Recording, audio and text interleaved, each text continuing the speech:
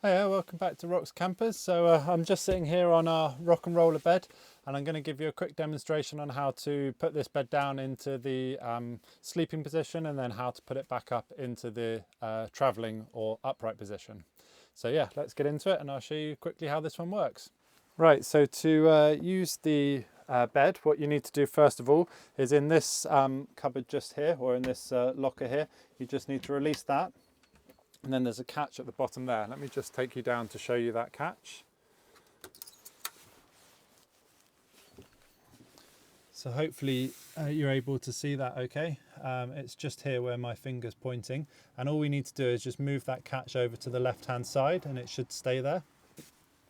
Now the other little tip when you're doing the seat is you don't really want these buckles to drop down below here. It doesn't matter if you do it, just gets a bit awkward. So what I do is I tend to just hold both the seat belts here like this, and then we're just going to pull a nice amount of the belt out, and this is what's going to help us lower the bed. If these belts aren't pulled out, then it won't allow this back section here to lower down. So yeah, pull this out, and then I'll just show you the next step. So I've had to move the camera a bit further away from this one to give you a better angle, so hopefully you can still see. So we've got our catch released underneath here. We're going to get our seat belts, as I mentioned, making sure the buckles are above our hands.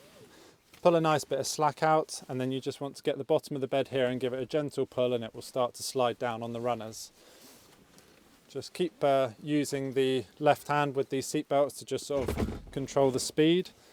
Once you get to about here and you've got this last front locker sort of visible still, I tend to put the door up and give you a bit more space, and you can stand up and then just again use the seat belts just to let the bed come out till its last little bit.